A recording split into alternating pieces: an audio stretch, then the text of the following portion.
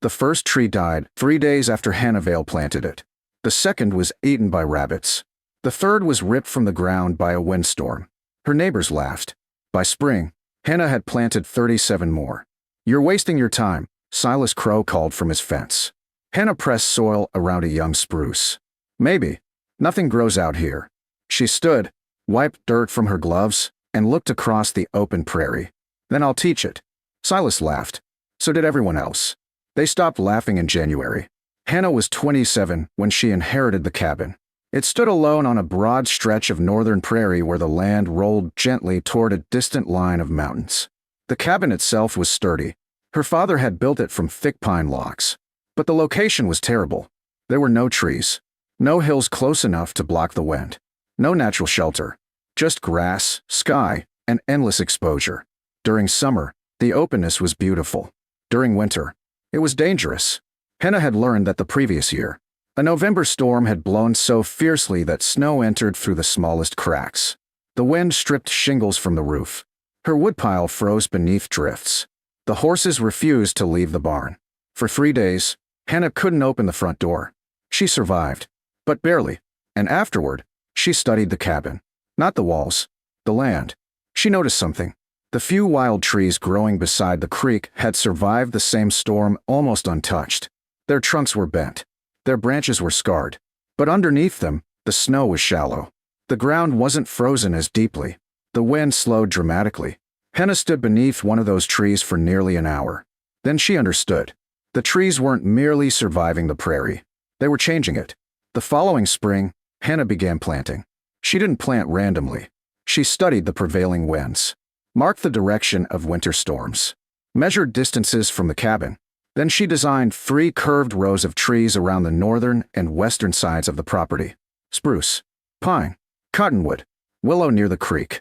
She planted the fastest growing species where they could eventually protect the slower ones.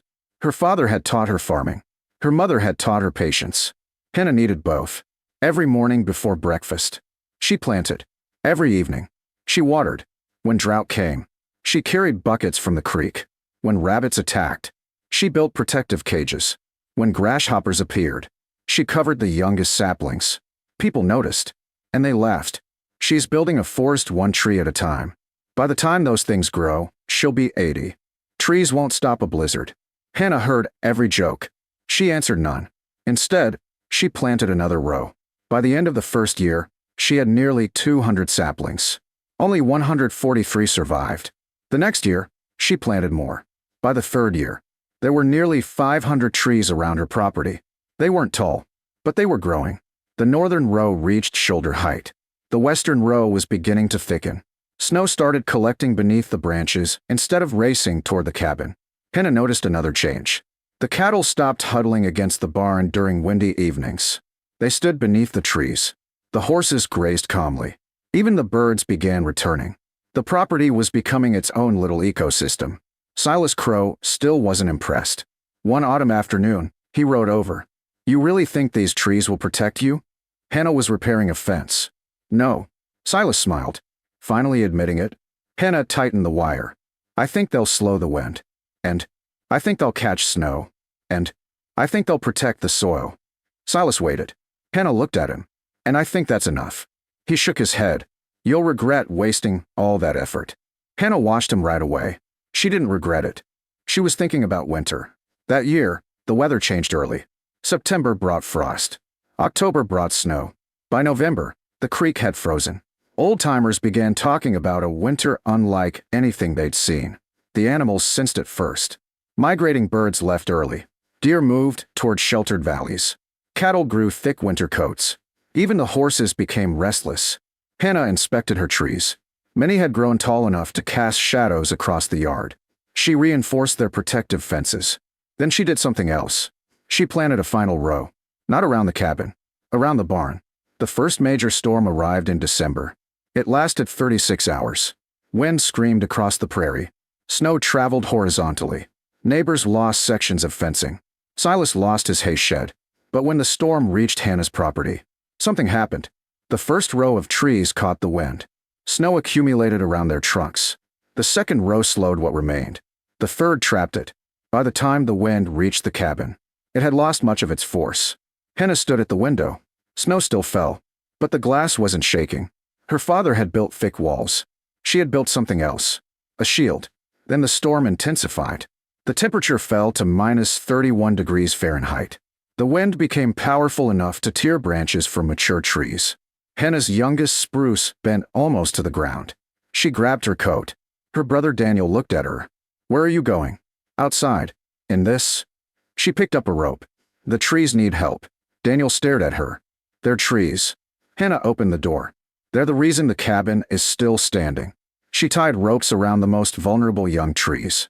One by one, Daniel followed. Together they reinforced the trunks. The wind screamed around them. Snow blinded them. Then a massive crack echoed across the prairie. Not from the cabin, from the forest. A mature cottonwood had split. It crashed across the outer fence. Hannah ran toward it.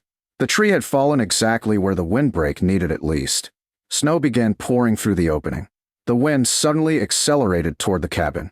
Daniel shouted, "Hannah!" She looked toward the dark wall of trees. Then toward the cabin. She understood immediately. If the gap remained open, the entire windbreak could fail. She grabbed the axe. "We have one chance." "To do what?" "Build the wall back." Together, they ran toward the fallen tree as the worst part of the storm approached. Hannah reached the fallen cottonwood first. Its enormous trunk had crashed across the outer fence, leaving a wide opening in the windbreak. Snow poured through the gap. The trees behind it bent violently. Daniel caught up, carrying a coil of rope. "What do we do?" Hannah studied the fallen tree. "We use it." She pointed toward the fence. "Cut the smaller branches. Leave the trunk." They worked through the storm. Hannah chopped branches while Daniel dragged them into the opening. They stacked the limbs across the fence, weaving them between the posts. It wasn't pretty. It didn't need to be. They needed to slow the wind. For nearly an hour, they worked. Then the storm hit its peak. The wind screamed across the prairie. Snow rose from the ground like smoke. Hannah could barely see Daniel 10 feet away. "Back to the cabin," she shouted. They turned. Then Hannah stopped. Something had changed. The wind hitting them was weaker. She looked toward the tree rows. The fallen cottonwood had created another barrier. Snow was piling against it. The gap was closing. The forest was repairing itself. They reached the cabin. Inside, the difference was astonishing. The stove burned steadily. The walls barely vibrated. Snow had accumulated around the outer trees instead of against the cabin itself. Daniel looked through the window. "How is it this calm?" Hannah stared at the forest. "It's not calm." She smiled. "The trees are taking the storm." The temperature fell to -31 degrees Fahrenheit that night. Across the prairie, buildings suffered. Several barns lost roofs. A grain shed collapsed. Fences disappeared. The creek froze solid. But Hannah's cabin remained warm. The trees caught drifting snow and created enormous banks around the property. Those banks became insulation. They blocked wind. They protected the barn. They shielded the animals. The cabin's walls remained above freezing. For the first time since Hannah had inherited the property, winter couldn't reach her directly. At dawn, the storm briefly weakened. Hannah stepped outside. The landscape had transformed. A massive white wall surrounded the northern side of the property. Trees rose from the snow like dark towers. Some were bent. Some had broken branches. A few had fallen, but most were still standing. Daniel walked beside her. "They actually did it." Hannah shook her head. "They're not finished." "What do you mean?" She pointed toward the western field. The wind had created a narrow channel between two rows of trees. If another storm came from that direction, the cabin would be exposed. Hannah picked up her shovel. "We plant more." Daniel laughed. "In this?" She looked at the frozen ground. "Not today." Then she smiled. Spring. The second storm came 4 days later. It arrived from the west. This time, Hannah's newer trees weren't tall enough to stop it completely. But they slowed it. Snow accumulated. The wind lost speed. The cabin survived again. Then something unexpected happened. Silas Crow appeared. He arrived on horseback during a brief break in the storm. His coat was torn. His horse was exhausted. Behind him came his wife and 2 children. Hannah opened the gate. "Come inside." Silas looked at the trees, then at the cabin. He finally understood. "I was wrong." Hannah took his reins. "You're freezing." "I know." "Then come inside." He didn't argue. That evening, Silas admitted what had happened. His barn had lost part of its roof. The hay shed had collapsed. Their house had filled with snow. They had tried to reach town. The wind forced them back. Then Silas remembered Hannah's trees. He followed the dark line of them through the storm. They were like a road, he said. Hannah gave him a cup of hot coffee. They're a windbreak. Silas shook his head. Tonight, they're a fortress. More neighbors arrived the following day. One family came from the north, another from the creek settlement, then 2 ranch hands. Hannah's cabin became a refuge. The trees protected everyone approaching the property. The snowbanks created sheltered paths. The barn remained accessible. The animals survived. Nobody had to fight the full force of the wind. The people who had laughed at Hannah now helped maintain the trees. When the storm finally ended, the prairie looked devastated. But Hannah's property looked different. Not untouched. The trees had lost branches. Several young saplings had died. The outer fence was damaged. But the cabin stood. The barn stood. The livestock survived. And the people inside were safe. Silas walked through the tree rows. He stopped beside one of the oldest spruce trees. You planted this one? Hannah nodded. When? 3 years ago. He placed a hand against the trunk. Back then, I thought you were crazy. Hannah smiled. Most people did. He looked around. What changed your mind? She glanced toward the cabin. The winter. Spring arrived slowly. The snow melted. The damaged trees were pruned. New saplings were planted. Hannah didn't stop. She expanded the windbreak, then planted trees along the creek, then around the livestock pasture, then along the road leading to town. Other ranchers began copying her. Within several years, the once open prairie had transformed. Lines of trees surrounded farms. Snow no longer blew across fields unchecked. Soil erosion decreased. Cattle had winter shelter. Birds returned. Water stayed longer in the ground. And the old cabin became famous. Not because it was the strongest cabin, but because its owner had understood something simple. A single wall can resist the wind. A forest can change it.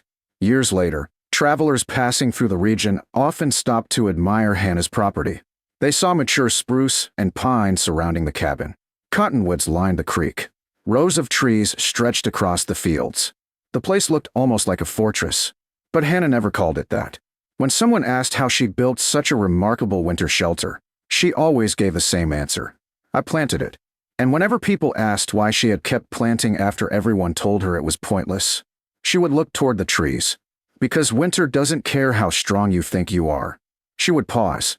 Sometimes you survive by making the wind weaker before it ever reaches your door. The trees had taken years to grow. Winter had tested them in a single night.